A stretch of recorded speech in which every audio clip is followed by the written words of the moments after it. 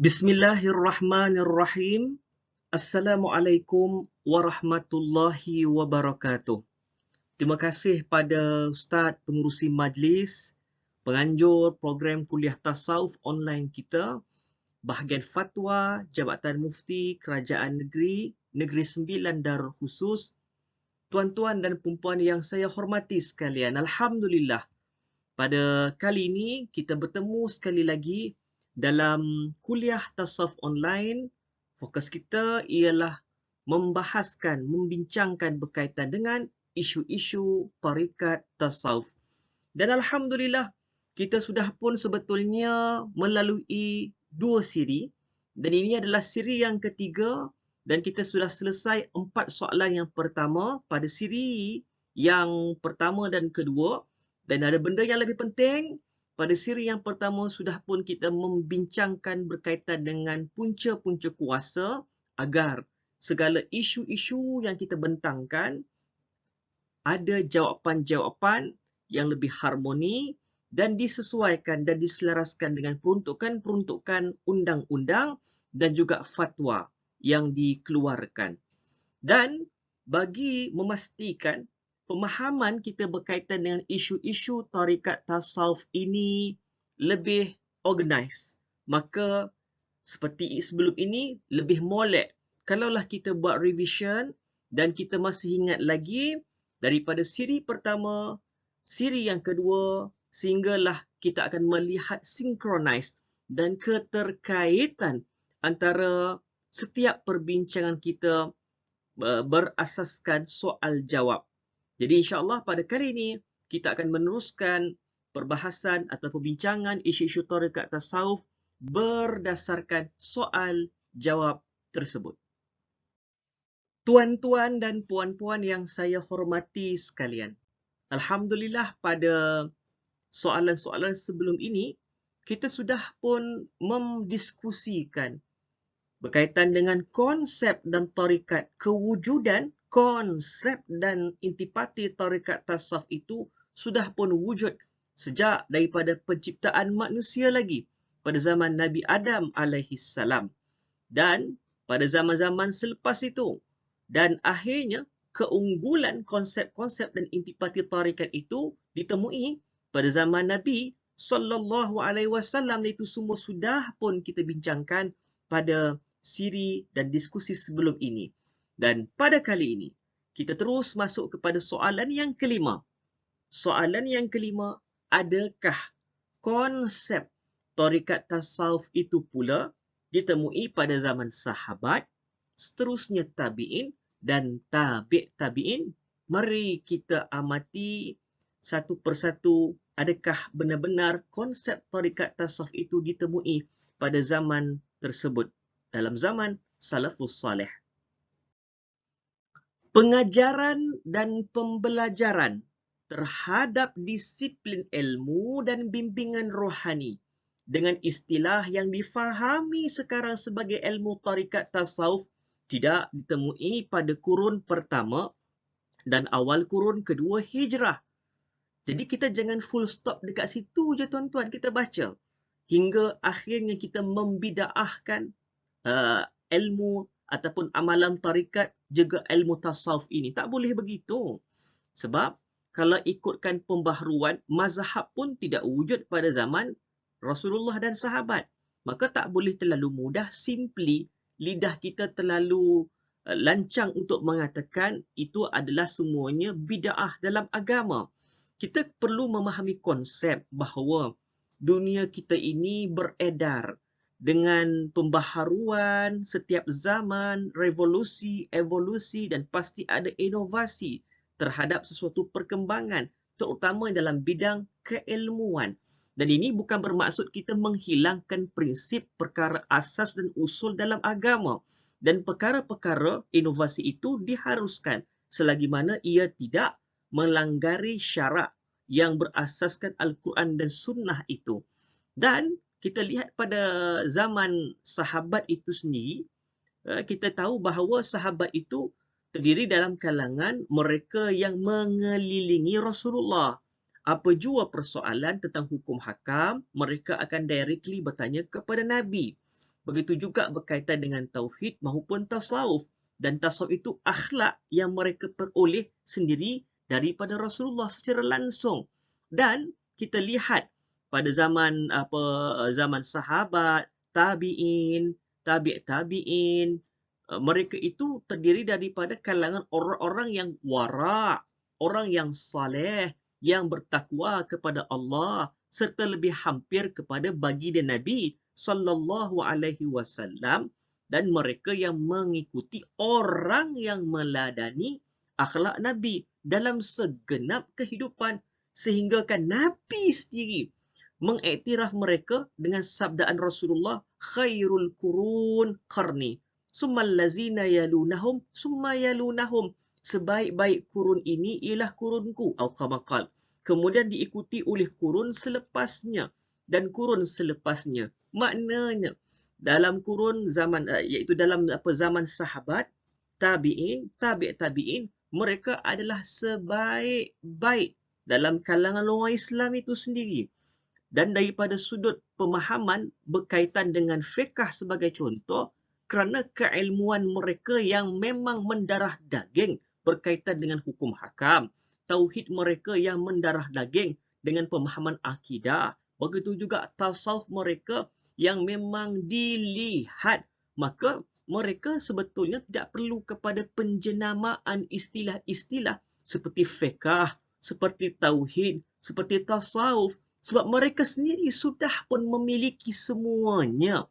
Dan mereka ketika itu tidak perlu kepada mazhab-mazhab ini secara khusus. Sebab mereka sendiri adalah seorang yang memang memahami selok-belok hukum hakam itu sendiri. Dan begitu juga mereka tidak berhajat kepada penjenamaan istilah tarikat. Sebab mereka sendiri sedang merentas jalan tarikat itu sendiri. Nah, sekarang ini isunya bukan nama penjenamaan itu semata-mata. Penjenamaan ini kita boleh letak kadang-kadang dengan apa jua istilah.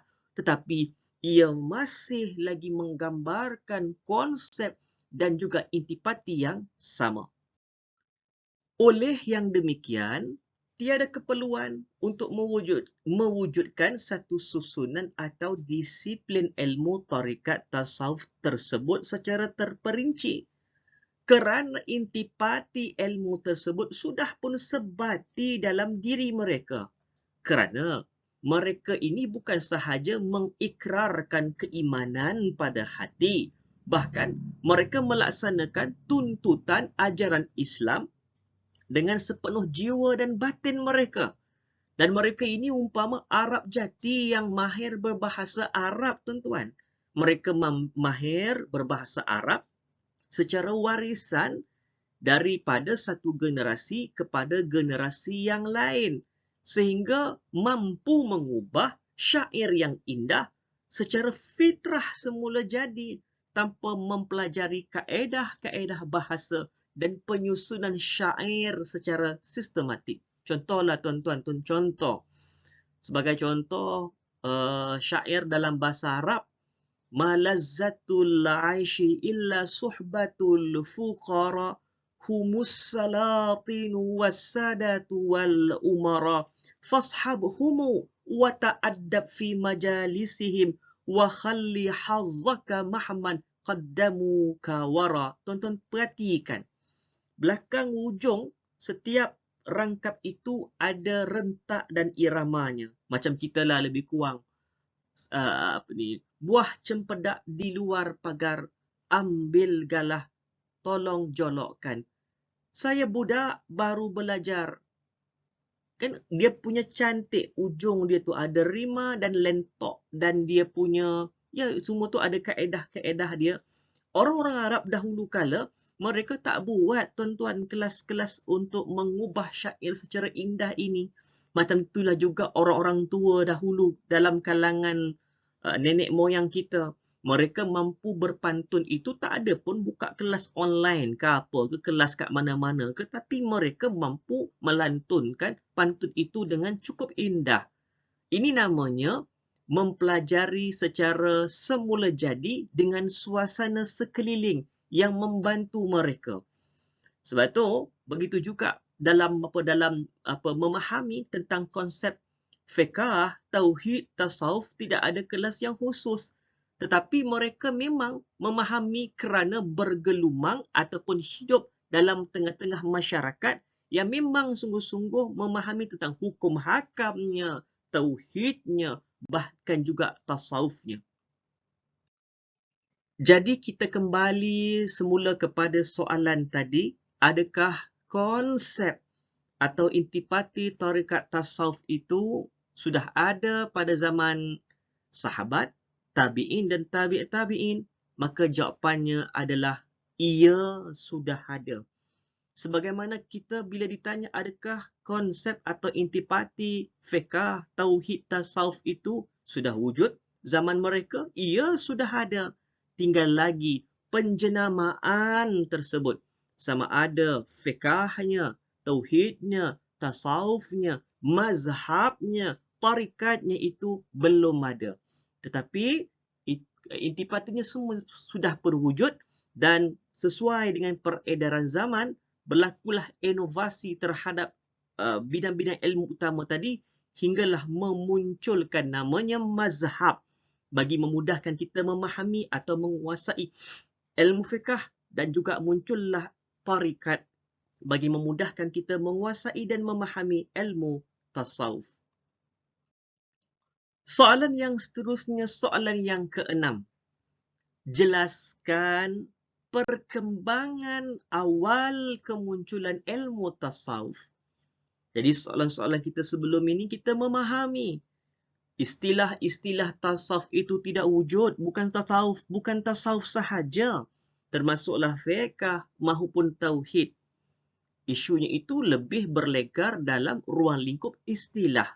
Tetapi konsep dan intipati terhadap fiqh, tauhid, tasawuf itu sudah berwujud zaman Nabi kita Muhammad. Keunggulannya pada zaman Rasulullah sallallahu alaihi wasallam berterusanlah konsep dan intipati yang dibincangkan dalam fiqh, tauhid termasuklah tasawuf itu berlegar dan wujud pada zaman sahabat, tabi'in, tabi'in, yakni salafus salih.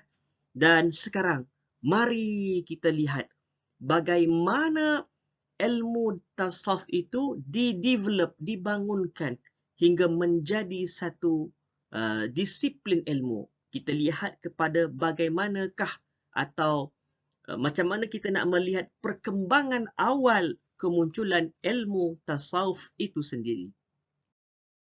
Sepanjang kurun yang pertama dan yang kedua, empayar Islam sudah mula meluas dengan dimasuki pelbagai kaum dan negara. Pertembungan budaya, ilmu, politik dan latar belakang kepercayaan masing-masing sebelum ini banyak memberi kesan terhadap pemahaman Islam yang sebenar ketika itu. Sehinggalah muncul banyak fahaman yang meragukan yang dibawa oleh kelompok seperti Syiah, Khawarij, Murji'ah, Qadariyah, Jabariyah dan banyak lagi. Dan tuan-tuan dan puan-puan, ini yang penting. Sesuai dengan ketamadunan yang sedang dicipta dan mengekalkan tradisi ilmu Islam yang tulen. Maka ketika itulah yang kita lihat para ulama bangkit menyusun ilmu-ilmu tersebut dengan lebih teratur agar ia lebih mudah difahami dan terselamat daripada ajaran serta fahaman yang menyesatkan. Sebab tu kita faham sebelum ini pada zaman Rasulullah tak ada pengajian khusus berkaitan dengan fiqh, berkaitan dengan tauhid, berkaitan dengan tasawuf. Dan ketika itu tidak ada. Kenapa? Sebab ketika itu sahabat itu sendiri mereka dah memang memahami fiqh dan tauhid serta tasawuf. Maka tidak perlu kepada penjenamaan, pengklasifikasian ilmu itu sendiri, tak perlu dah. Tetapi apabila Islam semakin meluas, pertembungan budaya, ilmu politik, latar belakang mereka yang masuk Islam ketika itu, the clash of civilization itu berlaku dan menyebabkan ketika itu mereka memahami Islam mengikut acuan ketika mereka sebelum Islam.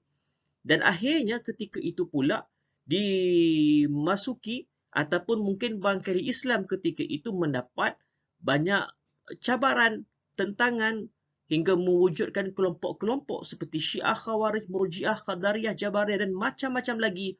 Maka ketika itulah nak tak nak ulama yang wujud ketika itu mereka kata sekarang ini, inilah masanya untuk memastikan kita dapat mengekalkan balik kefahaman terhadap Islam. Ini orang yang masuk Islam ni makin lama makin ramai. Dan waktu yang sama cabaran yang mendatang itu semakin hebat. Maka kalau mereka masuk Islam, mereka perlu belajar Islam secara organised, secara tersusun. Maka akhirnya para ulama bangkit menyusun ilmu.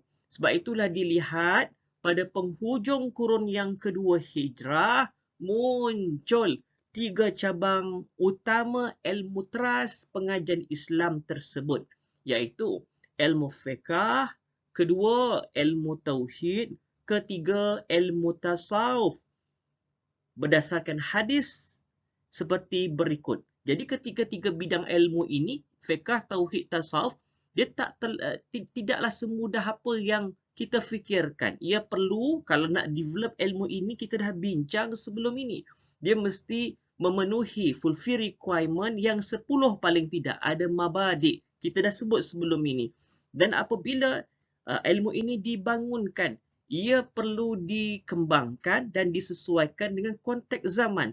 Sebab itu, yang kita faham sebelum ini, ilmu fiqh, itu kan luas. Ada fiqh berkaitan dengan ibadah, fiqh berkaitan dengan munakahat, jinayat dan sebagainya.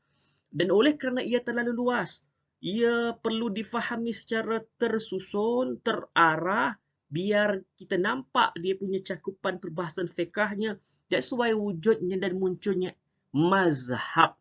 Mazhab ialah satu madrasah yang memperkenalkan sistem untuk kita boleh grab fiqh. Begitu jugalah tuan-tuan dan puan-puan, kes yang sama, konsep yang sama dalam ilmu tasawuf.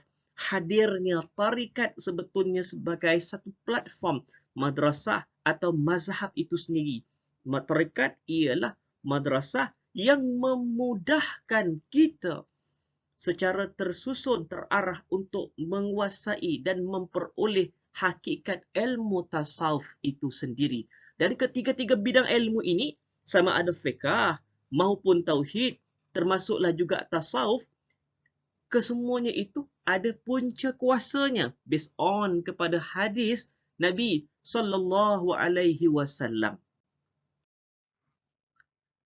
Paparan yang tuan-tuan dan puan-puan lihat dalam smartphone, komputer atau laptop sekarang ini ialah merupakan terjemahan kepada sebuah hadis yang intipatinya itu menjelaskan tentang tuntutan atau rukun beragama. Rukun beragama kita ada 3 sebetulnya. Islam, rukun iman dan yang ketiga namanya rukun ihsan. Rukun ihsan ini jarang yang kita dengar. Biasa kita dengar rukun Islam dan juga rukun iman.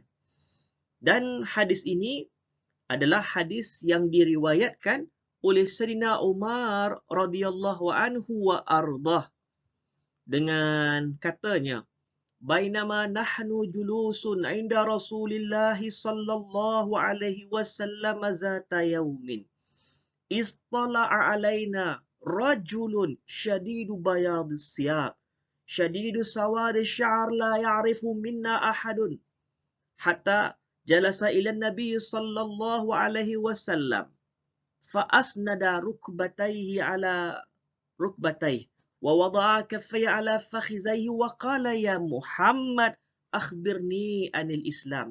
Faqala Rasulullah sallallahu alaihi wasallam al-Islamu an tashhada an la ilaha illallah wa anna Muhammadar Rasulullah wa tuqimas salah wa tu'tiyaz zakah wa tasuma Ramadan wa tahujjal baita in istata'ta ilaihi sabila. Qala sadaqta.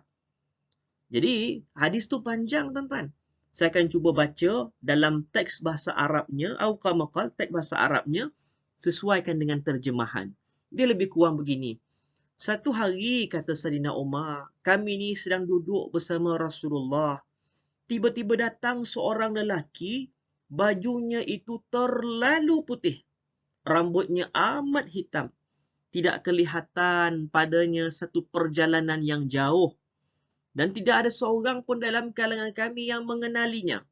Dan lelaki tersebut terus menghadap kepada Rasulullah dan merapatkan kedua lututnya pada kedua lutut baginda Nabi sallallahu alaihi wasallam. Jadi tuan-tuan, semua benda yang disebutkan oleh Sayyidina Umar, perilaku lelaki yang mereka tidak kenali ini, dia banyak falsafahnya. Dia menjelaskan tentang bagaimana adab seorang ahlul ilmi, mereka yang belajar dengan guru-guru mereka. Ini semua kisah berkaitan dengan adab. Tapi itu bukan fokus perbincangan kita. Fokus kita adalah kepada 3 rukun beragama tadi. Rukun Islam, iman dan ihsan. Jadi lelaki itu siapa? Nanti akhir hadis ini, kita diberitahu oleh baginda Nabi bahawa lelaki itu ialah Jibril alaihi salam yang menyerupai seorang lelaki. Lelaki itulah Jibril, tapi menyerupai seorang manusia lelaki. Baik. Kata Jibril alaihi salam, Jibril bertanya kepada Rasulullah, ya Muhammad, akhbirni anil Islam. Terangkan kepada aku, wahai Muhammad, apakah itu Islam? Ini namanya rukun Islam. Dia berbeza, tuan-tuan. Yang tadi kita sebut rukun beragama, tuntutan beragama. Kita ini, whoever we are, siapapun kita terikat as a Muslim dengan 3 tuntutan ini, iaitu Islam, iman dan ihsan. Baik, dalam rukun Islam itu, dia terpecah lagi kepada 5. Inilah yang dijawab oleh baginda Nabi sallallahu alaihi wasallam. Jadi Nabi ditanya apakah itu Islam, maka lantas Nabi menjawab Islam itu rukunnya ada 5. Macam itulah yang kita faham. Islam ialah bersaksi tak ada Tuhan yang disembah melainkan Allah sahaja semata-mata yang disembah, dan Muhammad itu adalah utusan Allah. Itu yang pertama. Kedua, wa tuqimas salah wa tu'tiyaz zakah wa tasuma Ramadan wa tahujjal baita in istata'ta ilaihi sabila. Mendirikan salat 5 waktu sehari semalam, ialah dengan salat subuh, zuhur, asar, maghrib, isyak, 5 salat. Kemudian berpuasa dalam bulan Ramadan, termasuk dalam rukun Islam, mengeluarkan zakat dan melaksanakan tuntutan haji apabila sudah berkemampuan. Kemudian dalam terjemahan hadis itu juga menyebut lelaki itu spontan berkata, betul. Apa yang Tuan cakap ni betul. Qala sadaqta. Jadi, pelik kan lelaki itu? Dia bertanya soalan. Kemudian dia mengiyakan balik. Ini macam dah tahu soalan, tapi dah tahu jawapan, tapi nak tanya soalan lagi. Macam itulah lebih kurang. Sebab tu kata para sahabat, fa'ajibna lahu yas'aluhu wa yusaddiquhu. Peliknya lah orang ni. Dia tanya, dia pula membenarkan. Kemudian lelaki itu berkata lagi kepada Rasulullah, wahai Rasul, akhbirni anil iman. Terangkan aku apakah itu iman. Maka Nabi menjelaskan kriteria iman itu. Rukun iman lah maksudnya. Nabi menjawab, al-imanu an tu'mina billah wa malaikatihi wa kutubihi wa rusulihi wal yaumal akhir wa tu'mina bil qadari khairihi wa syarrihi. Rukun iman itu ada 6. Beriman kepada Allah, malaikat, kitab, para rasul, hari kiamat dan ketentuannya sama ada baik atau buruk. Qala sadaqta, lelaki itu kata, betul. Apa yang Tuan cakap tu betul. Kemudian akhirnya dia bertanya lagi kepada Rasulullah mengenai ihsan. Akhbirni anil ihsan. Dan Rasulullah sallallahu alaihi wasallam menjawab, inilah tuan-tuan. Inilah fokus perbincangan kita berkaitan dengan rukun ihsan yang akhirnya menatijahkan dan menerbitkan satu ilmu baharu yang disebut sebagai ilmu tasawuf. Macam tu. Jadi kata Rasulullah, ihsan itu ialah anta abudallah ka'annaka tarah fa illam takun tarahu fa innahu yarak.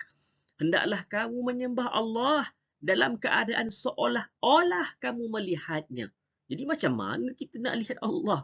Mustahil kita dapat lihat Allah itu dengan mata kepala kita. Tetapi perbuatan ataupun apa yang disebutkan itu dapat dirasai oleh jiwa kita.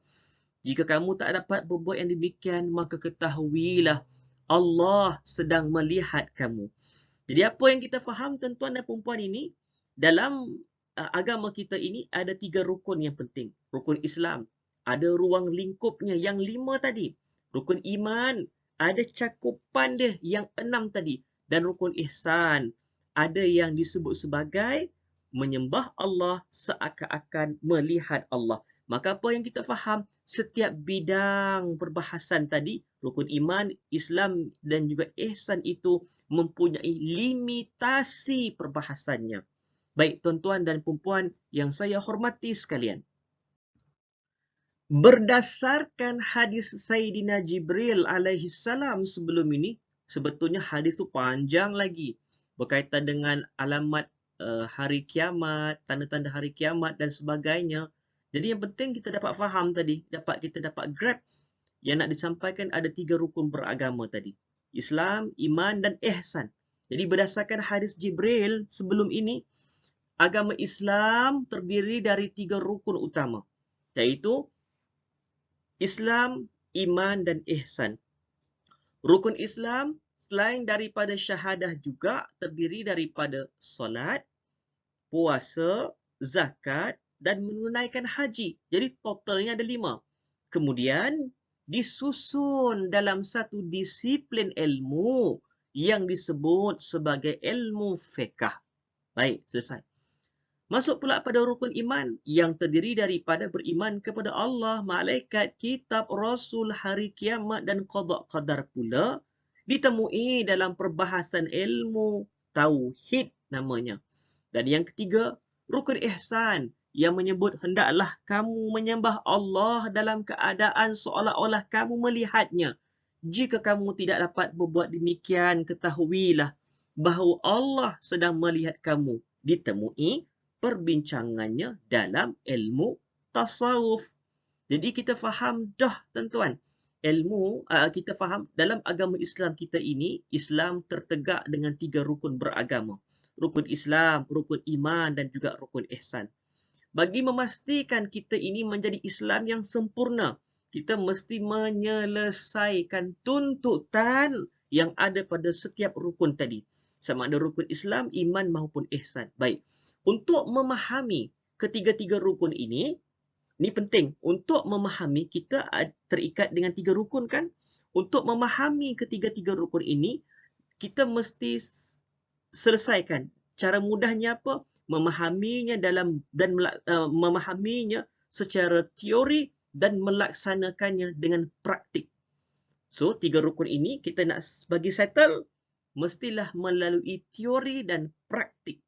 Okey, kalau teorinya bagaimana? Teorinya itu dengan memahami knowledge ataupun disiplin ilmu berkaitan dengan rukun tadi.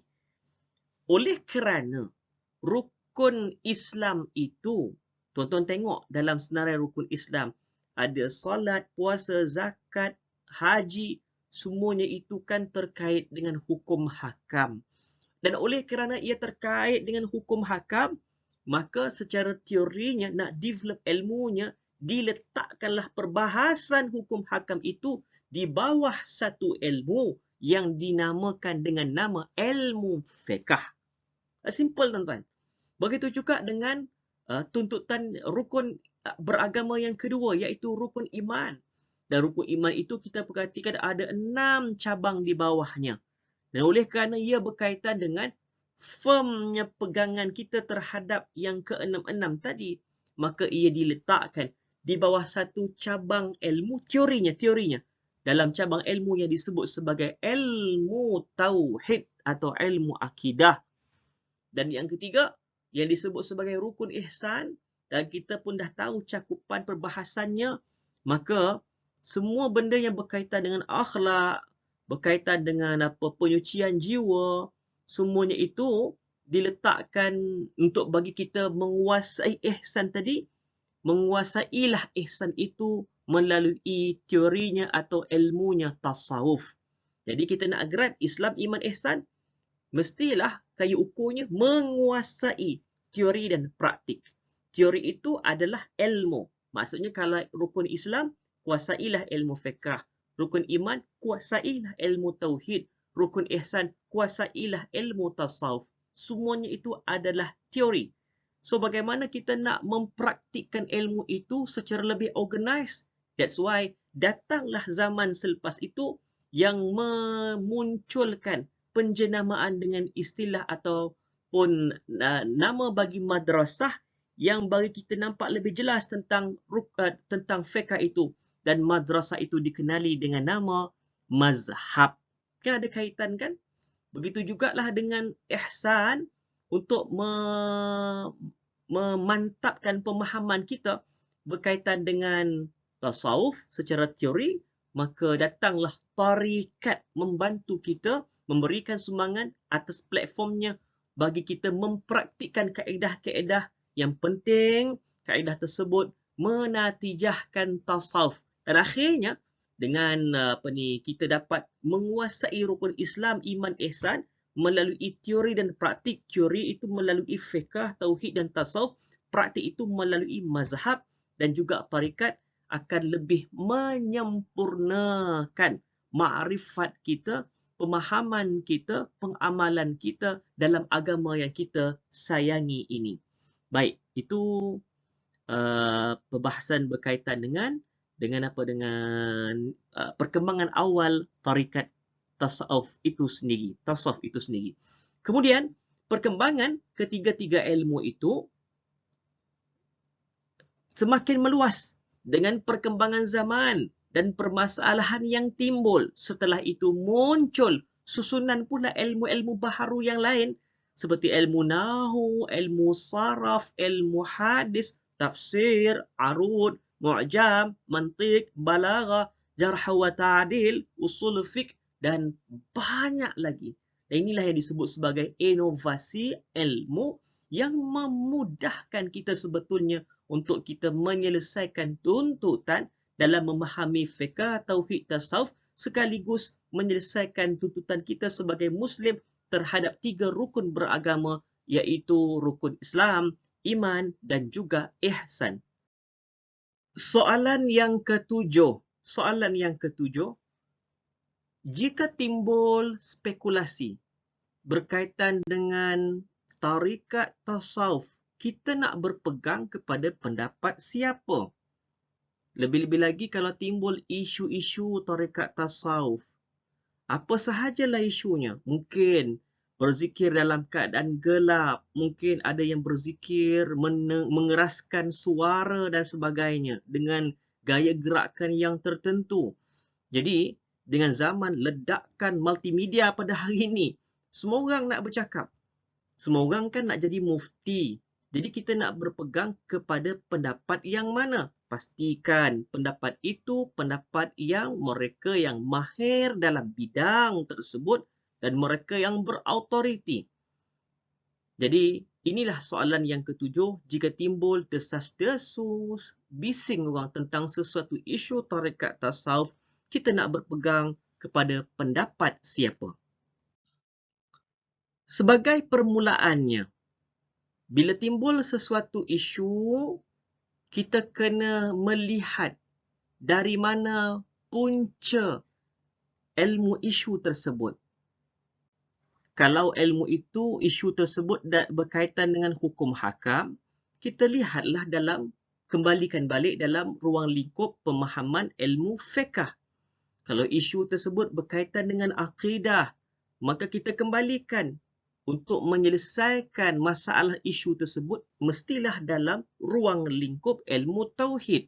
Dan kalaulah kita melihat isu tersebut berkaitan tentang tarikat sebagai contoh, maka kembalikanlah balik untuk menyelesaikan persoalan atau isu mestilah diselesaikan dalam ruang lingkup ilmu tasawuf. Kenapa kita mesti kembalikan balik setiap penyelesaian itu kepada bidang ataupun punca kuasa ilmu itu, sama ada fiqh, tauhid atau tasawuf, supaya setiap jawapan yang kita berikan, setiap persoalan itu dapat dirungkaikan dengan harmoni, bersesuaian dengan acuan bidang tersebut. Jangan kita suka-suka untuk cross bidang. ia lebih kepada konteks tasawuf, kita kaitkan dengan bab tauhid. Betul, semuanya itu ada keterkaitan. Tetapi dalam beberapa topik dan keadaan, konteks yang tertentu, ia harus diselesaikan dalam acuan tadi supaya jawapan yang diberikan tidak pelik dan tidak songsang dan tidak menyeleweng. Baik, setiap bidang ilmu, ini benda yang kita sepakat. Setiap bidang ilmu mempunyai ahli pakar. Sebagaimana firman Allah Subhanahu wa taala dalam surah An-Nahl ayat yang ke-43 yang bermaksud oleh itu fas'alu ahla zikri in kuntum la ta'lamun. Kalau timbul apa-apa masalah, bertanyalah kepada mereka yang mempunyai pengetahuan atau pakar bidang dalam isu tersebut jika kamu tidak mengetahuinya. Ayat ini memerintahkan, ini perintah ni kepada kita apabila timbul isu untuk merujuk kepada mereka yang berkeahlian untuk mengetahui sesuatu bidang dengan lebih mendalam. Hari ini kita bukannya hidup pada zaman Al-Imam An-Nawawi rahimahullah. Hari ini kita bukannya hidup pada zaman Al-Imam Syafi'i, Al-Imam Ahmad bin Hanbal, Al-Imam Abu Hanifah An-Nu'man dan juga sekian para ulama yang memang kamilin mukammil. Mereka yang hebat. Zaman dulu, setiap para ulama itu mereka menguasai segenap bidang. Tetapi kerana pada hari ini sebagai contoh, kadang-kadang barangkali kita membuat kajian ataupun bidang PhD kita, itulah bidang kita. Dan ya, kita memahami bidang yang lain. Mungkin barangkali kita dalam bidang syariah. Dalam waktu yang sama tidak dinafikan, kita juga memahami bidang akidah dan bidang tasawuf. Tetapi itu tidak bermakna kita benar-benar mahir dalam bidang yang lain. Oleh hal dan sebab yang demikian, kalaulah setiap perbahasan berkaitan tasawuf itu bersifat general atau surface atau umum, tak apalah kalau ia hendak di komen oleh mereka yang memang secara umum dalam bidang pengajian Islam. Tetapi jika jawapan itu memerlukan penelitian atau kalaulah jawapan itu tidak tepat akan menimbulkan fitnah dan kontroversi. Sepatutnya secara adil dan jujurnya, persoalan tersebut hendaklah diserahkan kepada mereka yang dalam bidang itu secara khusus. Baik, apakah yang dimaksudkan mereka yang pakar bidang? Mereka yang pakar bidang ini boleh jadi mereka yang memang kalau dalam peringkat akademik, mereka yang master dalam bidang tersebut, mereka yang PhD dalam bidang tersebut, atau mereka yang degree dalam bidang tersebut. Dia depend balik kepada dalam atau tidak, teliti atau tidak sesuatu soalan. Kerana ahli akademik, ahli ilmu, mereka yang jujur, mereka kalau tidak tahu, mereka akan sebut wallahu a'lam, walaupun mereka dalam bidang. Sebab itu, mereka yang dalam bidang ini kadang-kadang bukan sekadar diukur dengan degree, master dan juga PhD tadi. Ia juga boleh diukur dengan sejauh mana pengalaman mereka dalam bidang tersebut. Sebagai contoh, dalam kalangan guru-guru mursyid, walaupun dalam kalangan mereka tidak ada PhD holder, tetapi pengalaman tuan-tuan, ini yang mahal, yang tidak dimiliki oleh mereka yang mungkin barangkali bertaraf doktor, PhD holder tadi. Tapi dek kerana pengalaman inilah yang mematangkan mereka dan menjadikan mereka juga dianggap sebagai pakar bidang tarikat tasawuf itu. Maka sebab yang demikian, bila timbul isu tarikat tasawuf, kembalikan dia punya segala persoalan-persoalan itu untuk dijawab oleh mereka yang dalam bidang tarikat tasawuf. Jangan dikembalikan kepada mereka yang bukan dalam bidang. Apatah lagi mereka yang rigid, mereka yang tidak suka dengan tarikat tasawuf, akhirnya menatijahkan jawapan-jawapan yang kurang enak didengar dan jawapan-jawapan yang lebih bersifat negatif dan akhirnya memberikan persepsi yang tidak baik berkaitan dengan tarikat bahkan tasawuf itu sendiri. Maka kita kena sepakat setiap persoalan yang rumit mestilah diserahkan kepada mereka yang pakar bidang, dan pakar bidang ini bukan sekadar mereka yang mempunyai kemahiran bidang ataupun kelayakan daripada sudut akademik, tetapi juga mereka yang mempunyai pengalaman secara peribadi. Itu adalah lebih mahal. Tetapi apa-apa hal pun, mereka kalau dalam konteks Negeri Sembilan kita ini bercakap tentang sesuatu itu, mestilah punya tauliah mengajar. Nak mengajar, ada tauliah. Kita hormat kepada pemerintah. Jangan kerana kita tidak ada tauliah itu, kita nak bercakap berkaitan dengan Islam. Ya, walaupun kita Muslim, walaupun kita ini seorang sarjana dalam bidang pengajar Islam, tapi dalam sudut peruntukan undang-undang harus hormat kepada pemerintah kerajaan negeri ini agar ia tidak dipersoalkan pada masa akan datang apa yang kita sebutkan. Baik, itu adalah yang dimaksudkan dengan fas'alu ahla zikri in kuntum la ta'lamun. Tanyalah kepada mereka yang pakar bidang. Apabila kita menggarap kepahaman sebegini, maksudnya semua persoalan itu kita kembalikan kepada mereka yang pakar bidang, maka selesai tuan-tuan. Dan kita akan mencapai keharmonian dan perpaduan dalam masyarakat kita. Kerana kita menghormati pandangan kepakaran orang lain. Kita dalam bidang kita, orang lain punya bidang dia. Mari kita masuk pada zaman Nabi SAW. Setiap para sahabat Nabi itu terkenal dengan kecenderungan terhadap sesuatu bidang. Ada yang memberikan tumpuan kepada hadis seperti Sayyidina Abu Hurairah radhiyallahu anhu. Ada yang cenderung dan memberikan tumpuan kepada tafsir Al-Quran seperti Sayyidina Ibnu Abbas, dan begitu juga dalam bidang-bidang yang lain yang mempunyai kecenderungan dalam kalangan sahabat-sahabat yang tertentu.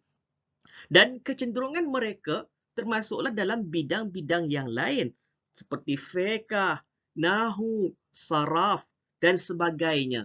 Diwarisi daripada satu generasi kepada generasi yang lain selepas mereka sehinggalah pada hari ini. Dan mereka yang berkeahlian dalam bidang tafsir disebut sebagai mufassir. Dalam bidang hadis mereka disebut sebagai muhaddis atau al-hafiz. Dalam bidang fiqh mereka disebut sebagai faqih.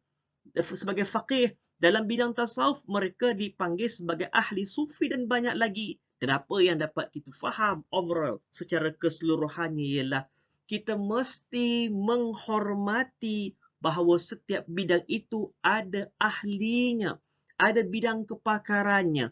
Maka bila timbul isu dan pelbagai spekulasi berkaitan dengan tarikat tasawuf, kembalikan isu itu supaya ia boleh diulas. Hanya diulas secara lebih teliti oleh mereka yang berkeahlian dalam bidang. Bukan bermaksud nak memperlekehkan mereka dalam bidang pengajian Islam, pengkhususan yang lain. Tidak. Ini tujuan untuk mengharmonikan sebab masyarakat awam, mereka fikir kita mana-mana ustaz atau ustazah mempunyai ilmu yang serba-serbi cukup. Dan kadang-kadang mereka bertanya soalan yang mendalam kepada kita berkaitan yang di luar bidang kita. Maka alangkah lebih baiknya soalan itu, kalaulah soalan tersebut memerlukan jawapan yang lebih teliti, maka kita katakan, wallahu a'lam, serahkan kepada mereka yang berkeahlian dalam bidang. Kalau dalam tarikat tasawuf, serahkanlah kepada mereka yang berkemahiran daripada sudut akademiknya. Dan lebih-lebih lagi, mereka yang bertaraf guru mursyidnya yang memang berkemahiran secara berpengalaman dalam bidang itu, supaya jawapan yang diberikan itu benar-benar tepat sesuai dengan konteks tarikat tasawuf itu sendiri. Tuan-tuan dan puan-puan yang saya hormati sekalian, pakar fiqh, ilmu fiqh yang terkenal seperti Imam Malik, Al-Imam Abu Hanifah An-Nu'man, Al-Imam Syafi'i, Al-Imam Ahmad bin Muhammad bin Hanbal dan lain-lain lagi. Pemikiran mereka disusun dalam madrasah masing-masing yang dikenali ketika itu dengan nama mazhab. sebagai penjenamaan baharu dalam memahami ilmu fiqh dengan lebih teratur dan bersistematik seperti mazhab Maliki, mazhab Hanafi, mazhab Syafi'i, mazhab Hambali, dan kesemua mazhab ini tuan-tuan dan puan-puan tak wujud pun pada zaman Nabi sallallahu alaihi wasallam, tetapi hadirnya mereka sebagai as a contribution, mereka memberikan sumbangan membantu kepada masyarakat membuat satu inovasi. Ini hebat nama dia, mempermudahkan kita memahami hukum hakam dalam fiqh hinggalah wujudnya mazhab, satu pemikiran, ideologi, sistem yang lebih teratur memahami untuk kita grab hukum hakam tadi dalam fiqh. Begitu jugalah berkaitan dengan tarikat. Walaupun tak wujud lagi tarikat Ahmadiyah, Naqsyabandiyah, Syazuliyah, Syattariyah dan lain-lain lagi pada zaman Rasulullah, tetapi hadirnya mereka terkemudian seumpama macam mazhab, mempermudahkan pemahaman dan sebagai jalan yang praktik untuk grab ilmu tasawuf. Dan sebetulnya kita bersyukur tuan-tuan, adanya mazhab kita dapat faham fiqh dan seterusnya melaksanakan tuntutan dalam rukun Islam. Adanya tarikat kita boleh faham, grab ilmu tasawuf sebagai tuntutan melaksanakan rukun ihsan. Dan alhamdulillah kita bersyukur sangat-sangat dan mudah-mudahan Allah Subhanahu wa taala mengangkat kedudukan imam-imam mazhab dalam fiqh, dan begitu juga Allah mengangkat kedudukan syekh-syekh yang mempelopori tarikat-tarikat sama ada Naqsyabandiyah, Syazuliyah, Ahmadiyah dan lain-lain lagi, yang akhirnya kita peroleh pada zaman sekarang dengan mudah. Lebih-lebih lagi pula di Negeri Sembilan ini sudah pun terbentang seluas-luasnya. Setakat ini ada 16 tarikat berdaftar di bawah enakmen tarikat tasawuf Negeri Sembilan 2005 yang dikelolakan oleh pihak Jabatan Mufti Kerajaan Negeri Sembilan Darul Khusus. Dan inilah masanya untuk kita masuk dalam mana-mana tarikat yang berdaftar tersebut. Sebelum ini sudah pun kita memahami mereka yang pakar dalam bidang tafsir dipanggil dengan nama mufassir. Pakar dalam bidang hadis dipanggil dengan nama muhaddis. Pakar dalam bidang fiqh dipanggil sebagai faqih. Pakar dalam bidang tasawuf dipanggil sebagai ahli sufi dan sebagainya. Hari ini pun banyak gelaran-gelaran tuan-tuan dalam bidang masing-masing. Sama ada dengan gelaran insinionya, IR, gelaran teknologisnya, TS dan sebagainya. Dan kita melalui zaman, selepas zaman sahabat, tabi'in itu, wujudnya zaman-zaman mazhab. Sebab itu adanya pakar dalam bidang fiqh yang akhirnya Tok Syekh tuan-tuan guru mazhab ini, mujtahid mutlak ini, sama ada Imam Syafi'i, Ahmad bin Hanbal, Abu Hanifah An-Nu'man, mereka develop, create mereka punya mazhab sendiri yang untuk mempermudahkan kepahaman kita berkaitan dengan hukum hakam. Dan sekarang ini kita lihat pula berkaitan dengan hadis. Selepas zaman mazhab, datang pula zaman hadis, tokoh-tokoh dalam hadis. Jadi pakar hadis yang terkenal pula. Siapa yang tidak kenal dengan Al-Imam Bukhari? Kemudian datang Imam Muslim. Kemudian Al-Imam Abu Daud, Imam Tirmizi, Imam Nasa'i, Imam Ibnu Majah, Imam Darimi dan sebagainya. Itu adalah mereka yang pakar dalam bidang hadis. Dan mari kita tengok pula selepas zaman tersebut, datang pula gelombang Tok Syekh atau pakar dalam bidang tasawuf yang terkenal. Muncullah tokoh-tokoh seperti Syekh Abu Abdullah Al-Haris Asad Al-Muhasibi. Kemudian Syekh Saleh Hamdan Al-Qassar, Syekh Abu Yazid Taifur Al-Bustami, Syekh Sahal Abdullah At-Tusturi, Syekh Abu Abdullah Muhammad Ali Al-Hakim At-Tirmizi, Syekh Abu Sa'id Ahmad Isa Al-Kharras, Syekh Abdul Qasim Junaid Muhammad Al-Baghdadi, Syekh Abdul Hasan Ahmad An-Nuri dan banyak lagi.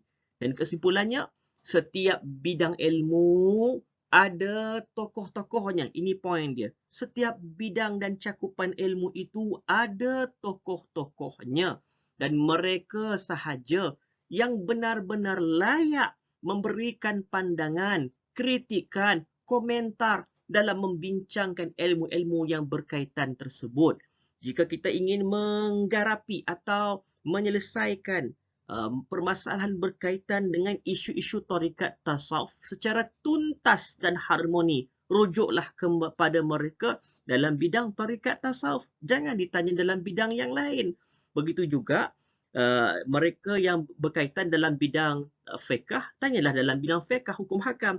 Nak bertanya tentang akidah, pegangan, tentang sesuatu masalah hukum, masalah perkara ghaibiyat, berkaitan dengan Allah, Rasulnya, rujuklah mereka yang berkeahlian dalam bidang ilmu akidah atau ilmu tauhid supaya kita akan dapat melihat betapa harmoninya masyarakat masing-masing menjawab persoalan based on mereka punya kepakaran bidang.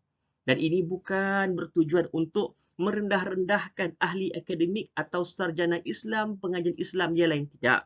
Tujuannya supaya setiap persoalan yang mungkin menimbulkan spekulasi, kontroversi dan juga fitnah itu benar-benar dapat diselesaikan dengan cara yang terbaik oleh orang yang betul-betul berkelayakan dalam mengikut acuan bidang tersebut.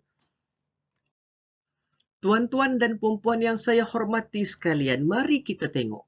Dalam Al-Quran, mereka yang berkecimpung terus dalam bidang tasawuf, bahkan tarikat ini, dikenali dengan gelaran wali.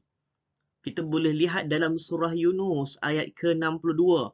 Selain daripada mereka dipanggil sebagai wali, mereka juga, wali itu memang kebiasaan, disinonim dengan ilmu tasawuf.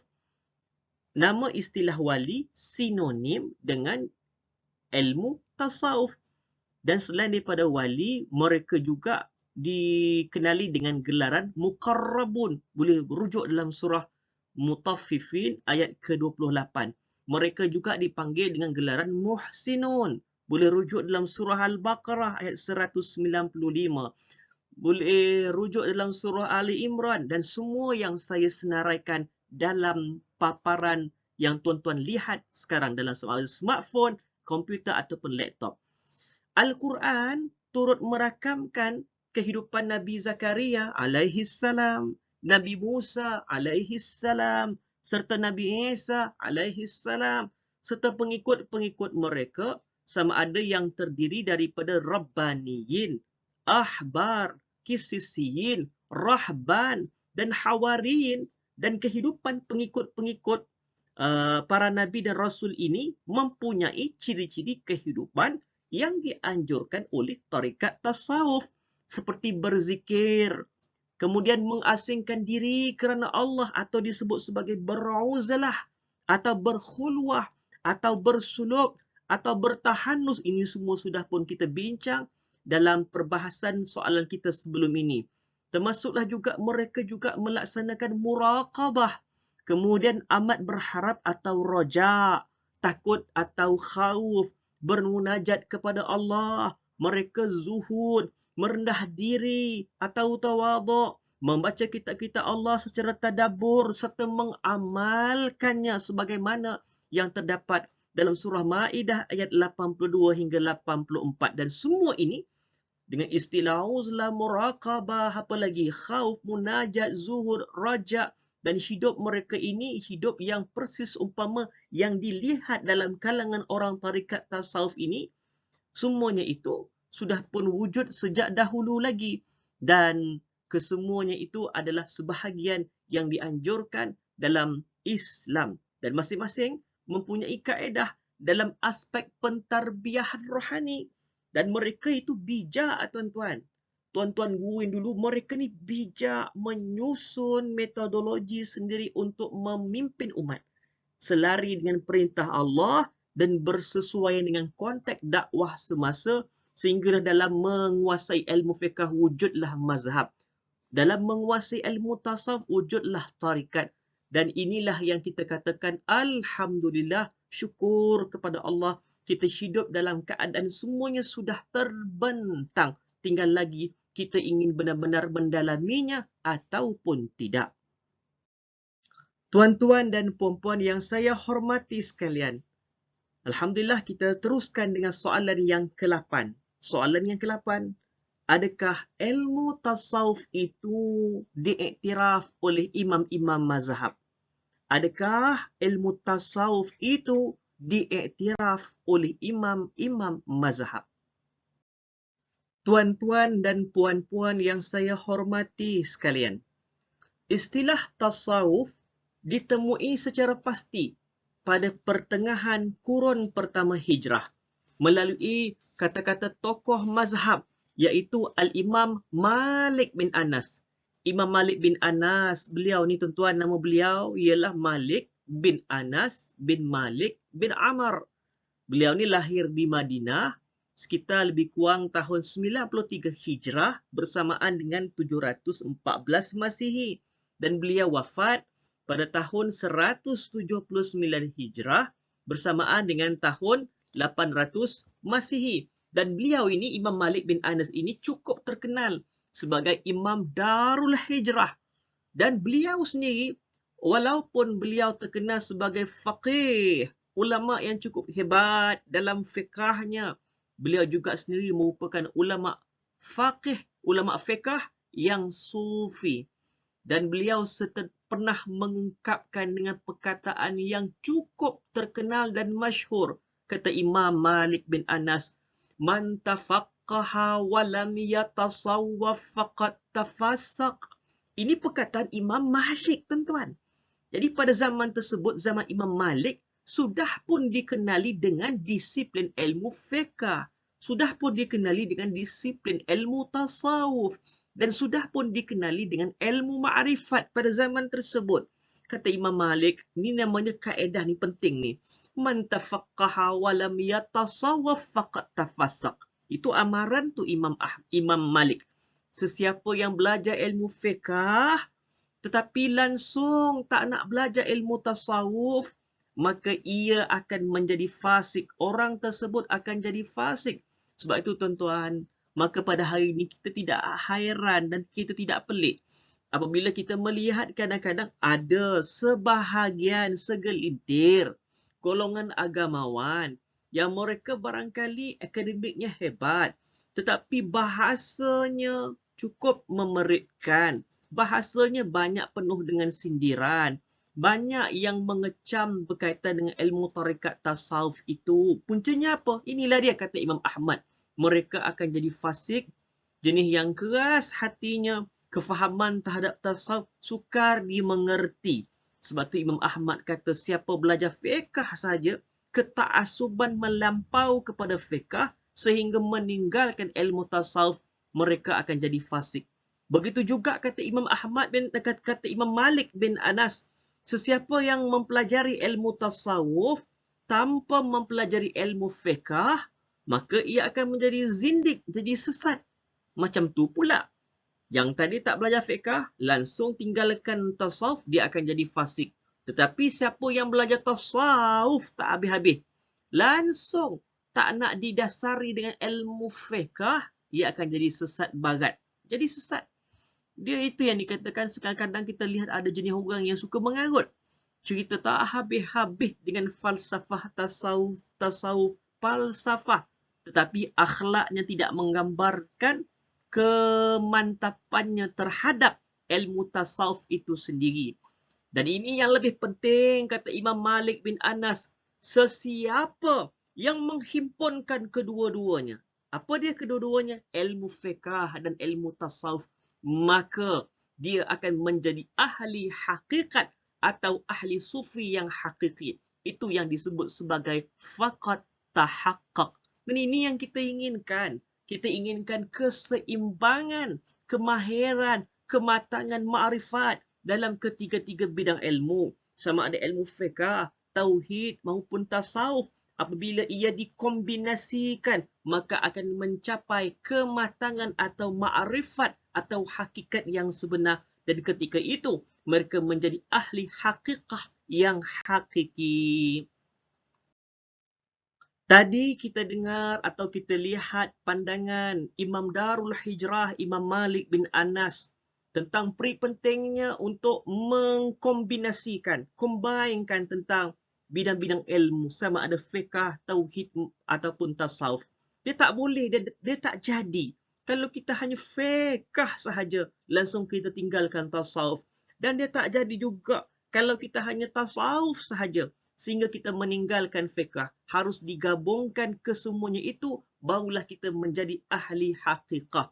Daripada perkataan beliau, Imam Malik bin Anas bin Malik bin Amr tadi, kita mengerti bahawa ketika itu sudah pun dikenali ilmu tauhid, ilmu fiqh, sudah pun dikenali dengan ilmu tasawuf, sudah pun dikenali dengan ilmu hakikat, ilmu ma'rifat, dan penting apa yang disampaikan oleh beliau ialah kombinasi terhadap ilmu-ilmu tersebut.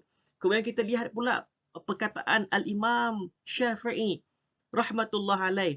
Imam Syafi'i, beliau ni tuan-tuan, beliau ialah Muhammad bin Idris Asy-Syafi'i yang dilahirkan di Gaza, Palestin pada tahun 150 Hijrah dan wafat pada tahun 204 Hijrah. Dan Imam Syafi'i ni, kalau kita tengok dalam manaqib hidup beliau, beliau ni suka duduk bersama dengan ahli sufi. Dan beliau menyarankan ahli fiqh yang lain juga melakukan perkara yang sama. Kerana terlalu banyak faedah bersuhbah dengan golongan ahli sufi. Apa maksud ahli sufi? Mereka yang memang pakar bidang dalam bidang tasawuf ini. Kita tahu tadi kan, dalam bidang fiqh, pakar bidang dipanggil sebagai faqih. Kalau dalam bidang bidang tasawuf dipanggil sebagai ahli sufi. Sehingga kan beliau pernah berkata, hubbiba ilayya min dunyakum tarkut takalluf wa aishratul khalqi bitalattuf waliqtida'u bitariqi ahli tasawuf. Yang poin yang pentingnya, aliqtida' bitariq ahli tasawuf. Aku suka beberapa perkara. Salah satu dia, kata Imam Syafi'i, adalah mengikut perjalanan ahli tasawuf. Clear tu? Tariqah. Mengikut perjalanan. Tariqah ahli tasawuf. Orang-orang tasawuf. Maka kalau disesuaikan yang konteks kita pada zaman hari ini ialah tarikat-tarikat mu'tabar.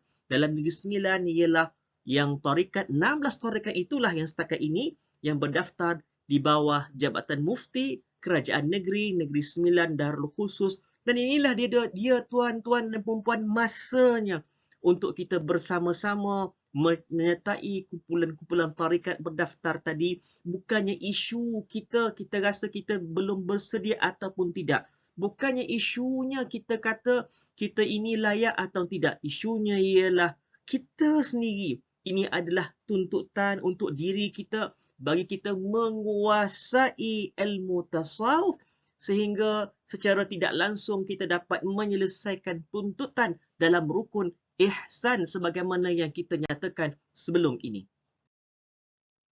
Seterusnya ialah Al-Imam Ahmad bin Hanbal, atau nama beliau Ahmad bin Muhammad bin Hanbal, yang dilahirkan di Baghdad, Iraq pada tahun 164 Hijrah dan wafat pada tahun 241 Hijrah. Beliau juga terkenal, tuan-tuan, seperti seumpama Imam Syafi'i rahimahullah, termasuk juga imam-imam mujtahid mutlak yang lain, dan mereka ini selalu berdamping dengan ahli sufi, terutamanya Syekh Ma'ruf Al-Karhi. Zaman Imam Ahmad ada Syekh Ma'ruf Al-Karhi. Siapa tak kenal, beliau ini adalah seorang yang memang tokoh yang besar dalam tarikat tasawuf, khususnya dalam tarikat Naqsyabandiyah. Ada Al-Imam Syekh Abu Hamzah Al-Baghdadi. Sehingga kan Imam Ahmad bin Hanbal, beliau berpesan kepada anaknya, wahai anakku, hendaklah kamu duduk bersama dengan ahli sufi, kerana mereka memiliki limpahan ilmu kerohanian yang tinggi dan memiliki hati yang sentiasa hidup menyebut nama Allah. Maka apa yang kita dapat lihat ketika itu, sama ada Al-Imam Malik bin Anas, Imam Darul Hijrahnya, Imam Syafi'i, Imam Ahmad bin Hanbal, mereka itu hidup sezaman dengan a'immah, tokoh-tokoh dalam tarikat Naqsyabandi, dalam tarikat tasawuf. Dan ketika itu kita tidak melihat pertembungan antara mereka, pergaduhan antara mereka, bahkan mereka hidup dalam harmoni. Kerana apa? Kerana mereka menghormati kepakaran bidang masing-masing. Mereka yang disebut Imam Darul Hijrah, Imam Malik bin Anas, Imam Syafi'i, Imam Ahmad bin Hanbal, terkenal dengan kepakaran dalam bidang fiqahnya, dengan mazhabnya. Begitu juga syekh-syekh tarikat tasawuf, Al-Imam atau Syekh Ma'ruf Al-Karhi, Abu Hamzah Al-Baghdadi dan lain-lainnya itu, Abu Yazid Al-Bustami, Imam Junaid Al-Baghdadi, terkenal dengan kepakaran mereka dalam bidang tasawuf. Maka masing-masing apabila masyarakat menghadapi kesulitan dalam bidang tasawuf, mereka akan rujuk yang mereka yang berkeahlian dalam bidang tadi. Maka tidaklah berlaku pertelingkahan, pergaduhan antara golongan agamawan. Bahkan mereka sama-sama membuat inovasi dan memberikan sumbangan yang terbaik, membangunkan ummah. Jadi semua itu adalah perkara-perkara yang kita lihat pengiktirafan tokoh-tokoh imam mazhab terhadap tasawuf itu sendiri.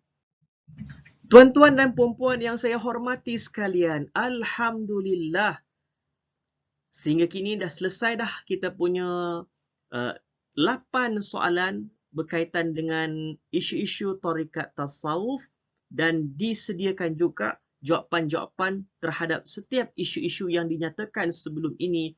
Mudah-mudahan kita semua dipermudahkan urusan untuk memahaminya dan dipilih oleh Allah Subhanahu wa taala agar bukan sekadar kita mempelajari dan menggarapi ilmu-ilmu ini secara teori. Mudah-mudahan kita mempraktikkan dengan beramal dengan salah satu tarikat-tarikat berdaftar, khususnya yang berdaftar di bawah Jabatan Mufti Kerajaan Negeri Sembilan Darul Khusus.